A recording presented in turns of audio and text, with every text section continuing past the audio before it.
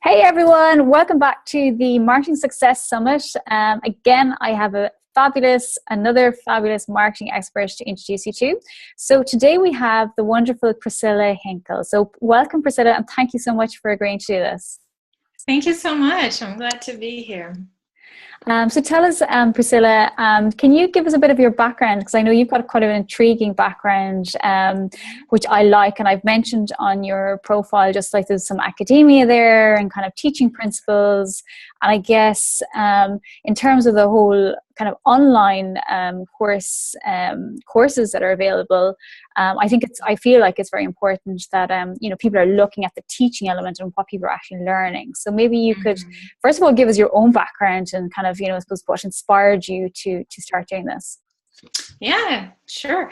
Thank you. So I'm originally from Brazil, but I live in the US. I've been here for 16 years. So when I came, I was 19. So I went through college, got my master's degree here, and pretty much since my first year of college, I started working at the college. First, it was like a work-study program. I don't know if anything like that exists in the UK, but it's a form of government aid to help pay for your education. So you get a job on campus, and that's kind of how I started.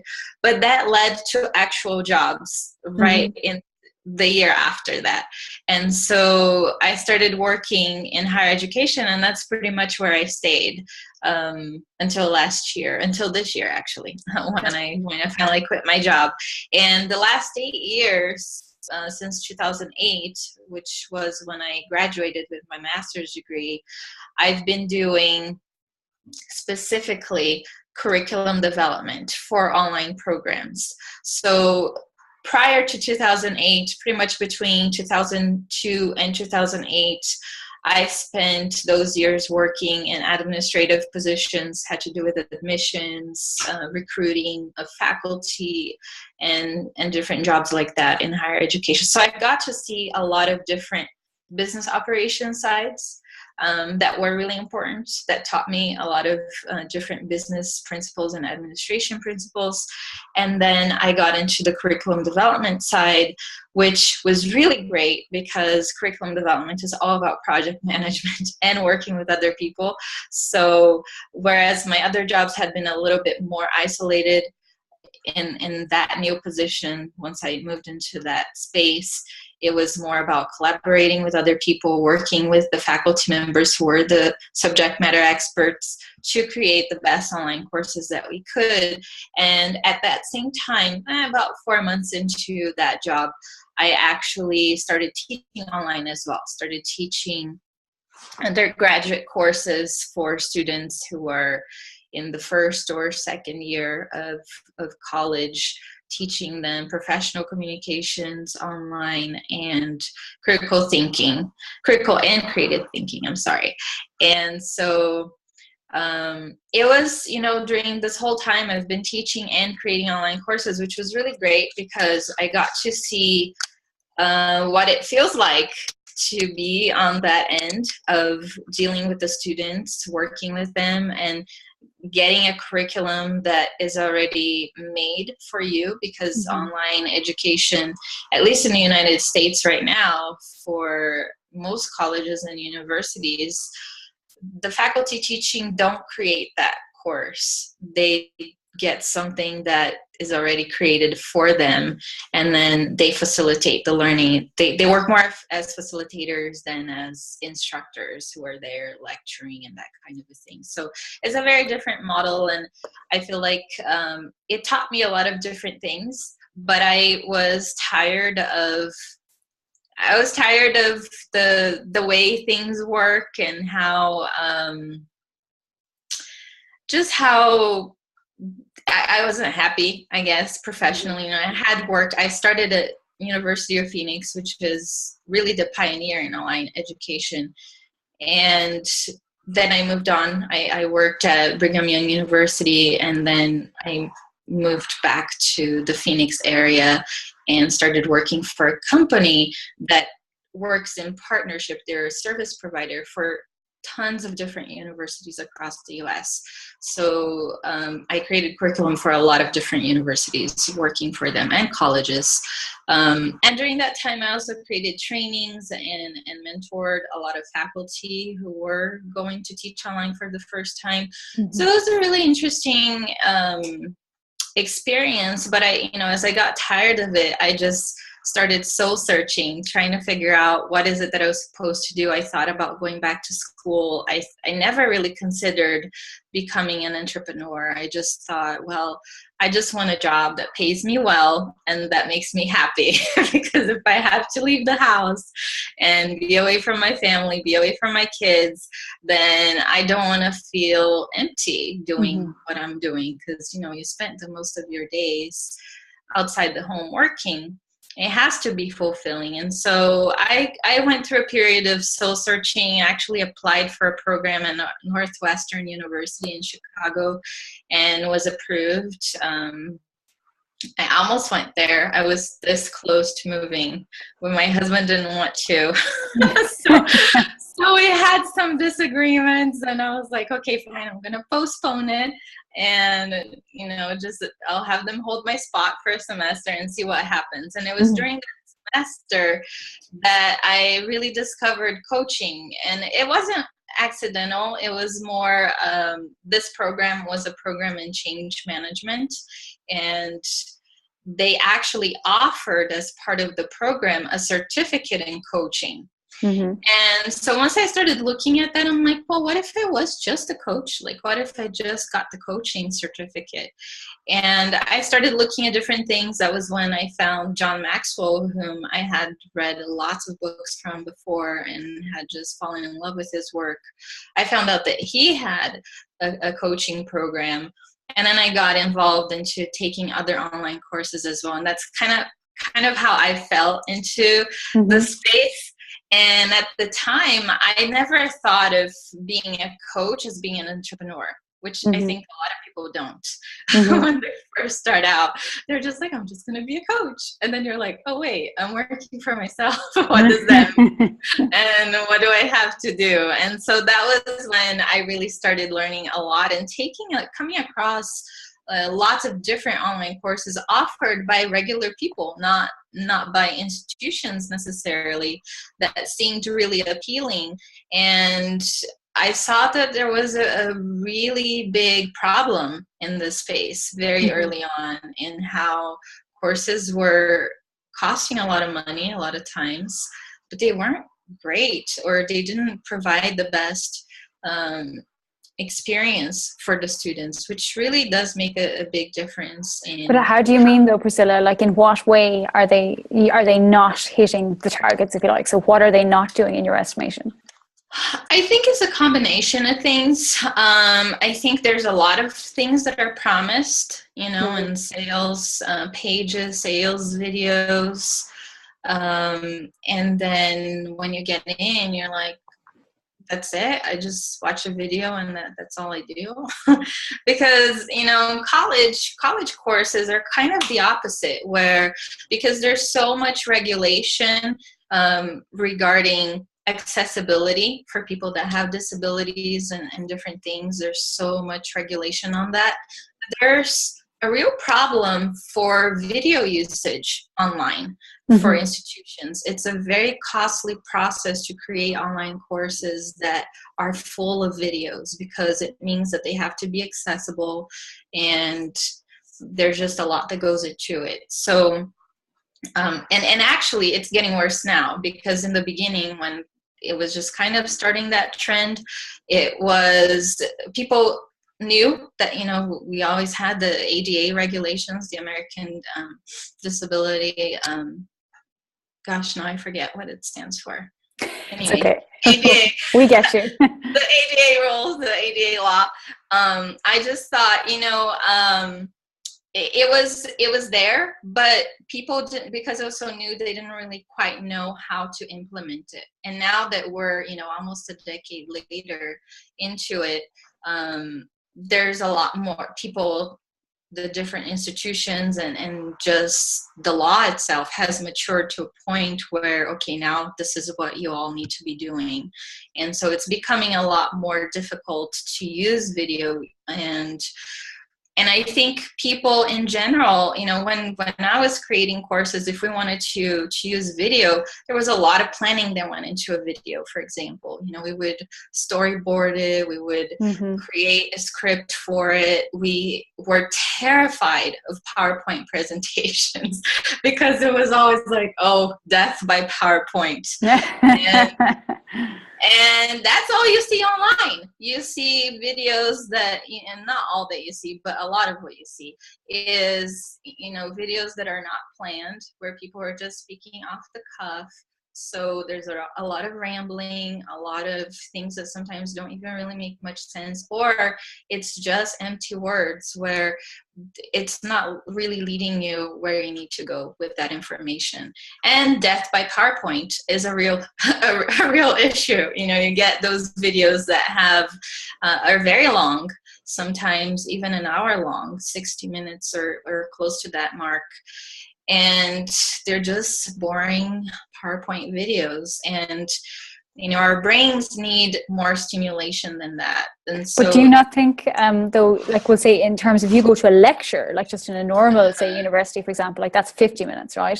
And that's boring because oftentimes depending on how it's delivered, it can be PowerPoint, it can be, something very similar, or somebody's just doing something on the board.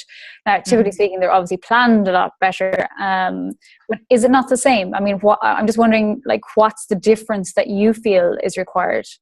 There's a lot of differences, even when you go to an in-person. I think just the fact that the environment is different makes it has a huge impact on what you're creating.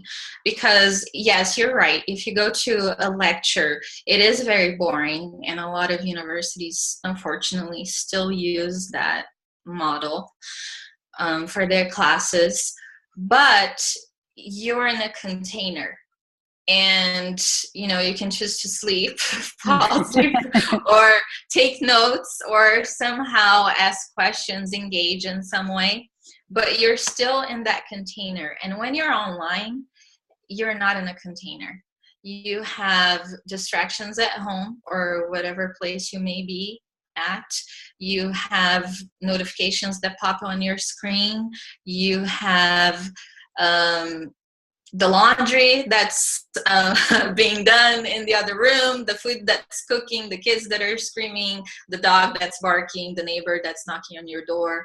There's a lot of different distractions that come into play, and that makes it a lot more different. And I think just the fact that you're just staring at a screen. I mean, when you think of, I was talking about this yesterday because I did a live session for a live Facebook session yesterday for my Brazilian audience. And I was talking about this because there's a lot of people that say, there's no such thing as a long video. There's such a thing as a boring video. And I disagree with that entirely. First of all, the statistics tell us that up to a certain limit, people will watch a video and then it just drops off dramatically.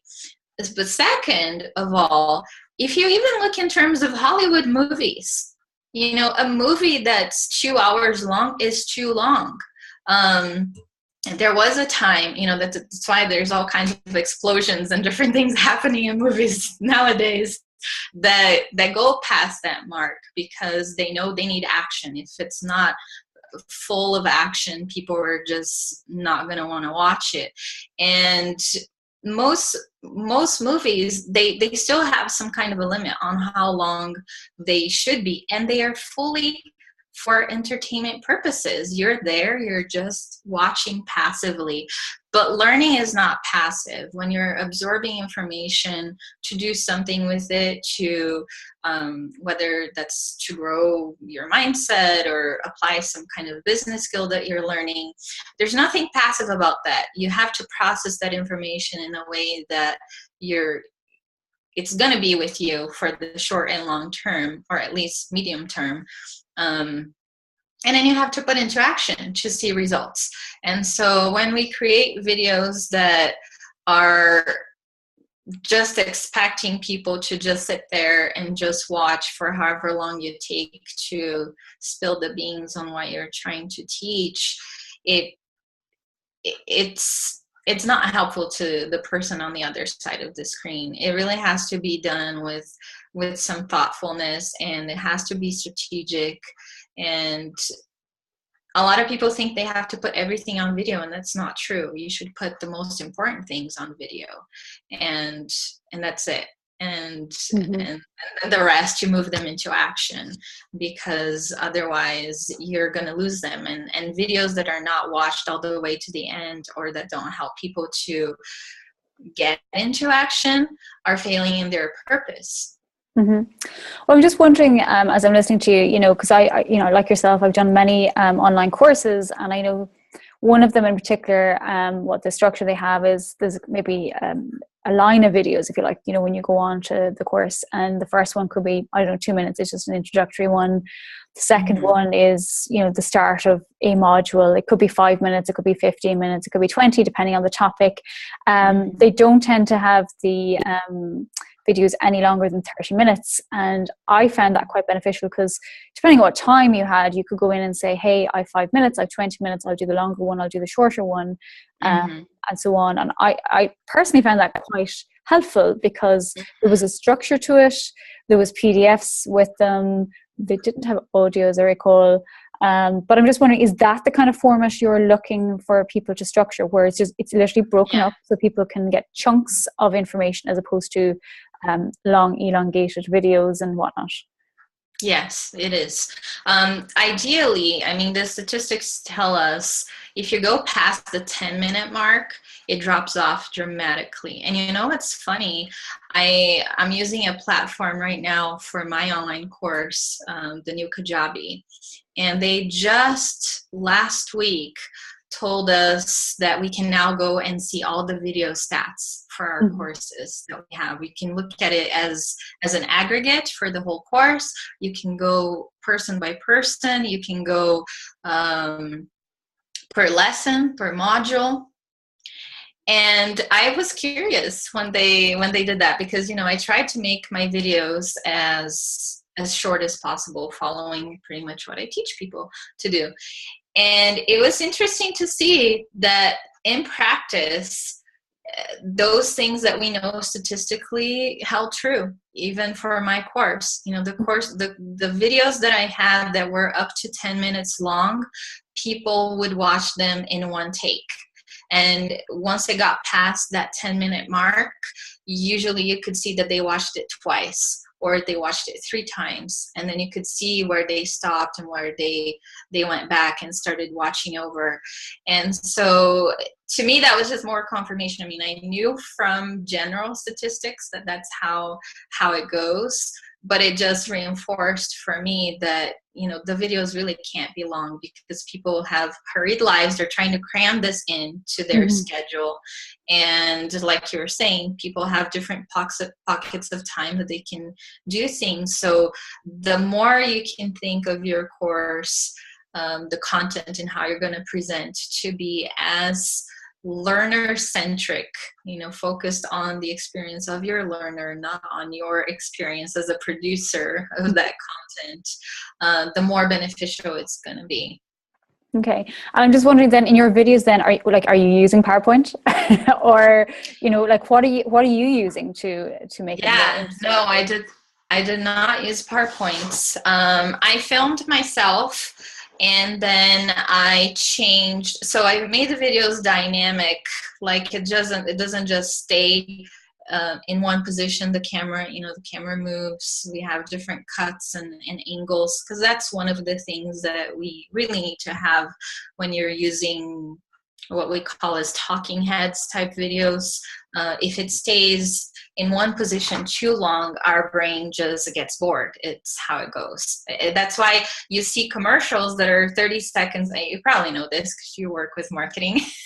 It's okay, but people listening don't, so carry on. you see commercials that are 30 seconds long, and every 3 to 4 seconds or less, they're changing angles, positions, they're changing something in the scenery that makes it very dynamic. And so we did that with the video where I'm showing we're doing that movement to create a little bit more of movement and just dynamic in the video. And then in between that, different spots in the video, throughout the video, we have animations. So I did not use just regular PowerPoints. I had an editor who edited, and so he edited with these animations in. And I got really good feedback from my students saying how they really enjoyed watching the videos, and that they love the animations and how that kept them engaged. And so it was good. And to be honest with you, I 100% planned on using PowerPoint.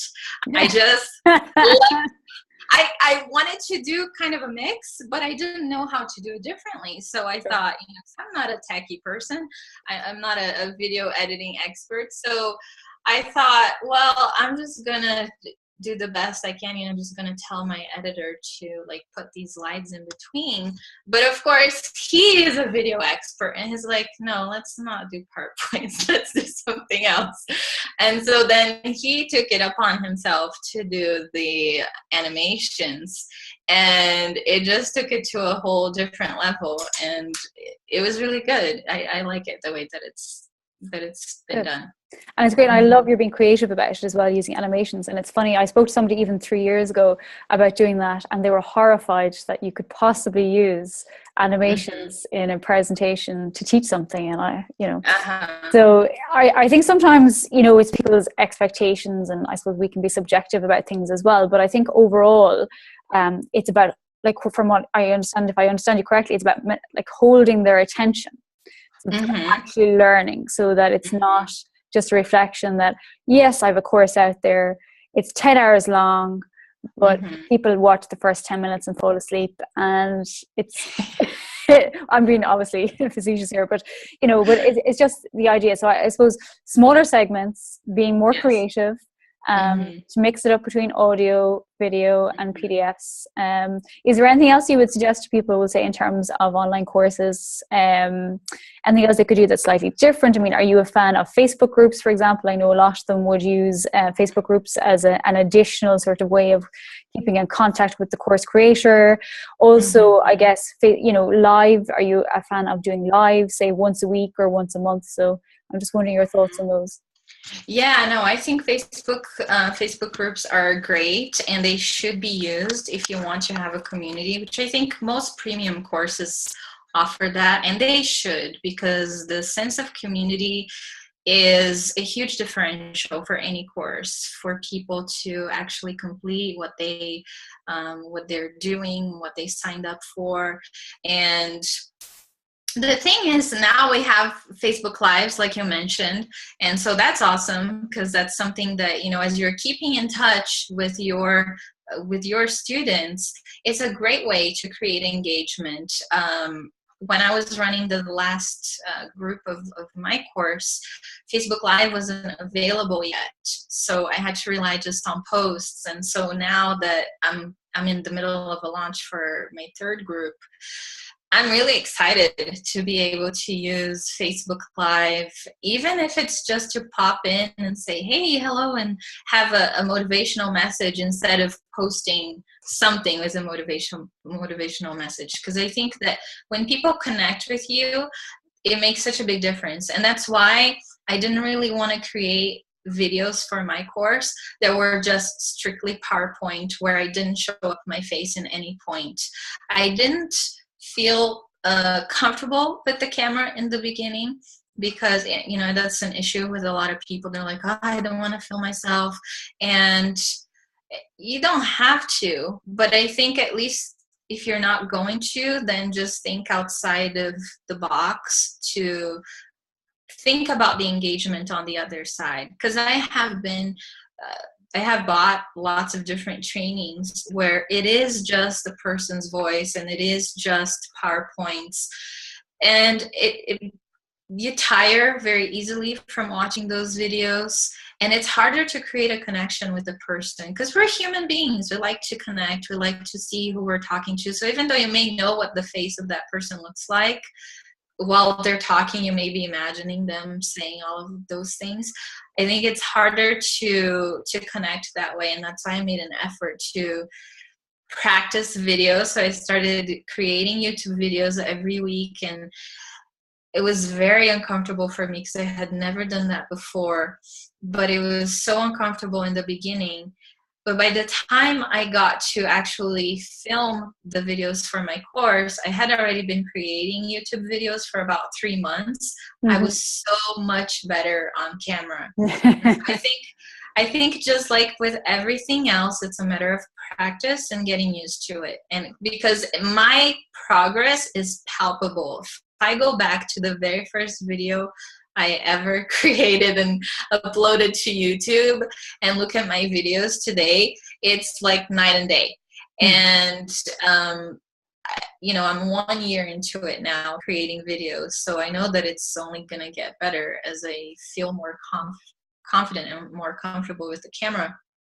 And the other thing with groups, especially when it comes to, I think, any medium that people may choose to use groups, whether they use Slack, or because I've seen people using Slack too, or some other kind of platform, but especially Facebook, because I don't know how all the other platforms work. Especially with Facebook, I think, well, a principle that has to be followed, period, no matter what you choose when it comes to creating a sense of community, is having respect for your students and treating them as adults. Because the moment you show that you have a policy in there in how the group should behave, that takes them below that to feel like they're being treated as children, or that they're not being given the benefit of the doubt, that they can behave themselves, that they can follow instructions. In what way? I'm sorry, can you give an example? Yeah, I'll give an example in a second. You destroy the fabric of any possibility of creating a real community in there. And I found this, I always knew that because I had taught online for a long time. We always had discussions. It was a huge component of all the online courses that we created and the ones that I taught as well. But the very first online course that I bought from an entrepreneur who is a very famous person, I'm not going to say the name because everybody would know who it is, but it was the second course that I bought online. No, I take that back. It was the very first course I bought online. And I was very excited because this person was like, I'm going to coach you. I'm going to be your coach and this and that and the other. And I was like, okay. I had never bought a course like that before. So I thought it was going to be a group that was going to be small enough for her to really coach us. And it was a huge group. So right there, that was my shock coming into this world of online marketing. I'm like, wait, how is she going to coach like 400 people in here? It's not going to happen. And then when we got into the group that, was inside of the Facebook group, all of the messages, and granted, this is the only group I've ever been a part of that I've seen this happen, but it's still worthwhile highlighting the policies that we create for the groups, is all the messages we posted had to be approved by an admin. Oh. And, I think we all know things happen in groups. People say things they shouldn't be saying. They ask questions they shouldn't be asking. They behave in ways they shouldn't be behaving. But generally, if you say, I think it's all about leadership and creating your own culture in your group. And if you do it right from the beginning, if you set the tone right, people will follow the lead.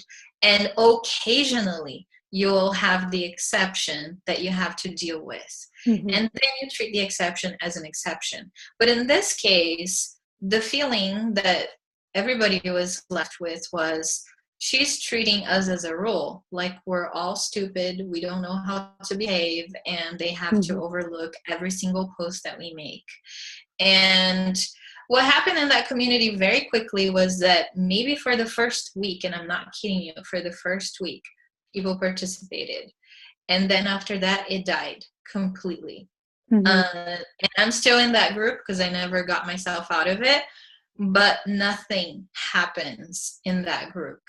And you know that it's a control issue. You know, I've one thing that happened that I thought was very unfortunate in that particular course was that not everything that we were promised we were given, which was another issue.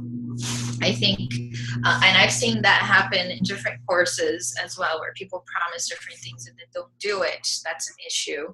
But in this course, being my very first experience, it was just like, there's so much in here that I can learn from of what not to do. And this was one of the things where, you know, she had promised a certain number of webinars with us. And I think it was 3 webinars, something 3 or 4. I can't remember anymore because it's been a couple of years now. But we had one, and then we had several months had passed. It was supposed to be an 8-week course, so we were long past the 8 weeks. It had been about 6 months since we had all purchased the course.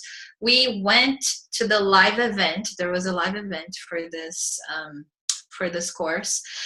And as I was talking to people there at the live event, everybody was like, so when are we going to have the other webinar? And I'm like, great question. Like, I've been wondering about that too. And I thought, you know, maybe I missed some communication. Maybe they did it and I missed it. But no, the more I talked to other people, the more I saw that it really hadn't happened. So when I came back from the event, I sent an email asking, hey, when are our other webinars going to happen? Because, you know, and I still had the copy because it was my very first purchase online. I was a little afraid it could be a scam. So I took print screens of the entire sales page to know what I was agreeing to. And I sent them a copy of the particular area that listed all the bonuses and listed the webinars. And I said, so where's this, when is this going to happen? The other webinars, because we only had one, and I listed the date when that one had happened. And I posted the same thing in the group. Of course, the group, my message needed to be approved. I received an email back answering my question, but the group question is still pending to this day. It has never been posted. Gosh. And so I think, you know, when we think of community, we all, and granted, like I'm saying, I've never been to a group. I've bought a lot of online courses. I've never seen anyone do this, which surprises me that this person does it. But still, I think it leaves a really good lesson there on how you're treating your students. Do you really trust that you're attracting the right people for your course, that you're sending the right message, and then being the leader that you need to be as the teacher, the instructor, the mentor, the coach of your course, who is going to set up the right kind of culture where people are doing the things you want them to do and doing more of those things and less of the undesirable behaviors that you want to see, and then dealing with those as they come along, and you know, just setting the tone for everybody to thrive, because community is a huge part of the learning. And if you have one like this person does, but then it's worth nothing, then you might as well not have it, because it has the exact same effect. It has zero effect on how people are going to relate with one another, how they're going to support one another, and even how much of that is going to have an impact on their completing your course and having the results that they want to have. Yeah, well, I think you've got some great points there, Priscilla. Thank you. And I think there's food for thought for anybody that's thinking or considering to create an online course, and even if they've already done it, is there any ways we can improve it? Or, and I think it's just about looking at, I think from what you're saying, is the customer experience from the time that they look and see bonuses, and they see, as you say, the very long sales pages with lots and lots of promises. And realistically, are you delivering on what it is that you're saying you're delivering from day one? And if you've got students like Priscilla who, and people do, they do screenshots of various aspects, just for themselves, even as an example or whatnot. And I think it's important that we do give a good experience to people. And I suppose as well, maybe to look at the idea, of different learning styles as well. I think in terms of, be it auditory, some people like to listen, some people, they're kinesthetic, they like to feel, some are visual, in terms of video and stuff. So, and I think it's just about being dynamic. And I think I definitely take away the idea of the 10-minute or shorter videos, like to have those shorter segments, because I think in general, our attention spans are quite short. I was at a talk for Gary Vaynerchuk earlier in the year, and he was saying 9 seconds is what you got, which is extremely short. Obviously you're going to do something longer than 9 seconds, but I think it's a case of putting the work in to do the storyboard, to actually plan what it is you're doing. I think we've all bought a couple of courses where there's somebody rambling, or and I think it's just about being organized really as well. Yeah, for sure. Is there anything else, Priscilla, that strikes you that people should look out for? Just FYI, I mean, just there you're saying shorter videos, just kind of have different material, no PowerPoint, just creativity, and just that you foster community and have good onboarding policies, and to literally stick to what you say you're going to do as well. Yeah, I think one of the things that we always need to keep in mind is, and I see this and I don't see it. Like I see that there's a push now, at least from all the people that I have on my Facebook. I see a lot of people talking about, I'm tired of all these online courses. I want to do better. I want to take it to the next level. I really care about my students, or I really care about the people that are buying and investing in my courses. And I think that's a great movement. And so I would like to see more people really taking an interest in learning how to not just teach, but facilitate the learning well, for people to get results. Because we see a huge emphasis on, how do I do email marketing? How do I sell? How do I do this? How do I do that? So that you get the sale for your course, so that you meet your revenue goals and your launch goals. And that's awesome. We all need that because it's part of our business. But the other side of the equation is the product that you're creating. And are you taking the time to learn anything about that at all? Because most people aren't. And even the courses that we see a lot of people selling, how to create your online course, a lot of times half of the course is focused on how do you market yourself. Yes. It's not about the course creation itself, and there's very little and very little substance to what the course creation is. So I think if people would take a greater interest in that, they would naturally up-level their course and looking how to do it well. And then just having a plan of improving, optimizing your course every time that, not necessarily every single time that you run it, if you're living in launch mode with those courses, because there's people that put them on a evergreen funnel and so on. But, have a plan for improvement. There are people teaching Facebook ads that are not updating their course for a year. Look, if you're teaching Facebook ads, you're going to live for updating your course, because it's just every week pretty much. You got to have a plan for that. You just have to, because it's not right to sell a course that when people go in and they try to implement, they're completely lost, because Facebook has changed everything. Yes.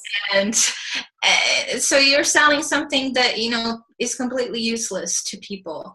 And I've bought one of those courses by mistake. And then I found out that I had received it as a bonus from something else that I had bought. So I was able to cancel my purchase and just, still have access to the course as the bonus that I had gained. And my husband and I were trying to go through the course and trying to create our ads and do what we needed to do. And we're like, wait, none of this works. It's not here anymore. We don't see these things. And so it was just frustrating to the point that we left the course. We're like, okay, this is no good. Let's just try to figure it out on our own. because the course at that point was completely worthless to us. And so it depends on what you're teaching. But if you're teaching something like that, that changes all the time, then you have to I have to go into it knowing and committed to the fact that you're going to have to make updates fairly regularly. It's not just about selling. You have to deliver what you're promising. And if changes are being made to what you're teaching that affect people on the other side, then if you don't make the update, you're making their path difficult to achieve the results that they were promised by you.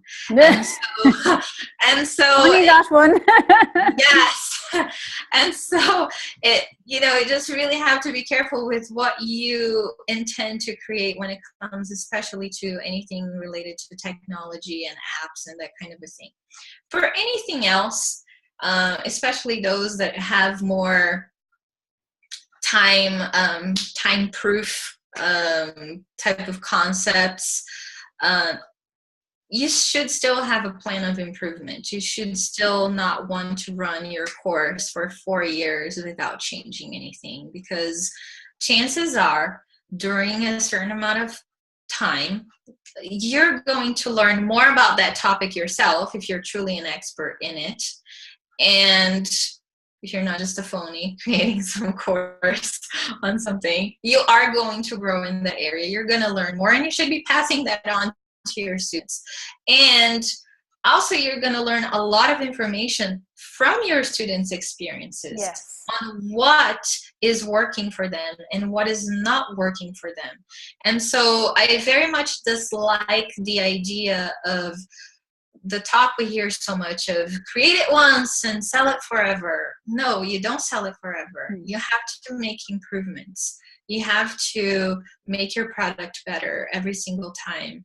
And it doesn't mean that, like I said, it doesn't mean that you're going to revamp it completely and do everything from scratch every month or every year even. But it does mean that you are taking and making an effort at least to collect data on how people are doing, on what their experience is being like, and taking note of all of that, so that when the next time it's time for you to do an upgrade, to do a new version of your course, you have data to go off of, not just what's in your mind, because a lot of times what's in our mind doesn't really match the reality of what our students are experiencing. And also from your own ideas, from your own creativity on how you can make that course and that experience better. So I would really like to get rid of the idea that people have that online courses mean that you create it once and you never worry about it again, because you do have to. You owe that to people that buy your courses and that are counting on what you're selling to be up to date and to be useful and to deliver, to really help. It's kind of a mix to deliver the results, but at the same time, obviously it's a two-part equation. It's you on this side as the creator and the person on the other side as the recipient and the person who will act on that knowledge. But you have to do your part well for them to execute well. And so it's very unfair. I hate it when I hear people, and I see this a lot on Facebook, where people say, well, people don't get results because they're not hungry enough. They just talk about it, but they don't want it. They put all the responsibility on the person on the other side. But look, if somebody's buying a course and they're not getting results because you fail to deliver in a way that they can consume it properly, that they can process it properly and then take action on it, then you're a part of the problem, and you can't take that away from yourself. It's not all on the student. The student has the onus of getting into action and implementing it, but they can only do so effectively to the extent that you did your part well. And so people really have to take that responsibility as course creators, as teachers, as instructors, coaches, mentors, whatever they call themselves, to really do the best job that they can on what they're doing, and to not think that it's just, I'm going to turn on the camera and talk. And I'm just, I know what it is and I can just teach. Not everybody can teach. And even if you can teach well, it doesn't mean that you shouldn't be looking to improve in your teaching style and delivery and all of that. I mean, I think we all have had throughout our experiences as children and adolescents and then adults going to school or doing different types of courses and trainings. We've all had the experience of feeling pain almost for not connecting with the person, for not connecting with what they're teaching, how they're teaching. It happens. A lot of people just have that natural ability. They're awesome teachers, and it's almost like, oh my gosh, can I just have that talent because you do it so well? Yeah. But then there are people who really have to work at it, and I'm a firm believer that we all can work on whatever we want. We can learn. I think that's the beauty of being a human, is that we can learn if we're open to it.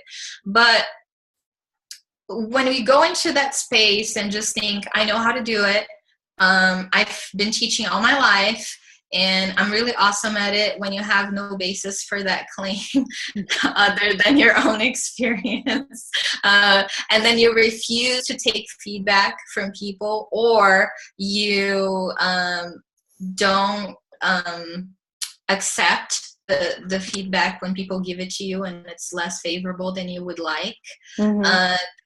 That's going to only not help you grow more in that area, and it's going to keep hindering your students on the other end. So I think as long as people go into it with an open mind and being open to learn what it means to teach, to facilitate learning, to be a vessel that really allows people to change. Because learning is about changing. It doesn't matter what you're teaching. It's about breaking patterns of thoughts, behaviors, and performance. And that's what it comes down to. No matter how you look at it, it's change. And if you're not open to that change yourself, to recognize your shortcomings and to do better, then people are going to suffer, and your own business may suffer as a result too. Yeah, for sure. Well, some great points there, Priscilla. Thank you very much. I really appreciate you taking the time. There's a bit of a time difference there in terms of doing this recording. So really appreciate you taking the time. So, and I hope people will listen and learn, because I think you've got some really valid points in terms of not always just assuming that you're the best teacher.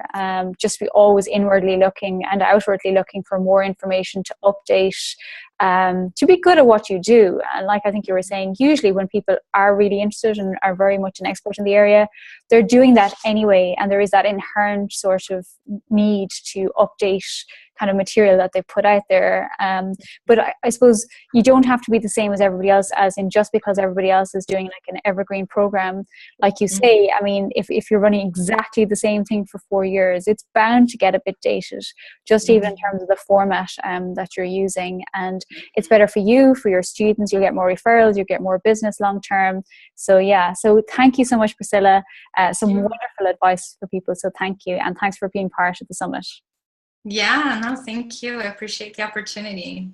And the other thing is, if people want to work with you to get help with their online courses, how do they get in contact with you? What's the best way? Have you got your website? And I'll share it anyway in the email and in the group, but just if you can just tell people just so they know how to get in contact with you. Yeah, I do have a website. It's priscillahinckle.co. Sorry, I almost said it wrong. It's .co. It doesn't have the M at the end. And I have a page in there. There's a link for resources that people can go into. Great. And there's a little gift they can find in there. Oh, sounds great. Sounds wonderful. They want to create their own online course. Great. And tell me, like on your website, presumably, like if somebody wants to contact you and work with you, that they can just email you and they can do from there. Great. Yes. Fantastic. Well, listen, thank you so much again, Priscilla. Really, really great stuff. And guys, if you are thinking of doing a course, please do contact Priscilla, because, she obviously has her background. She does know what she's talking about. And there's some great stuff to learn from her there. So thanks again, Priscilla. Thank you so much, Emma.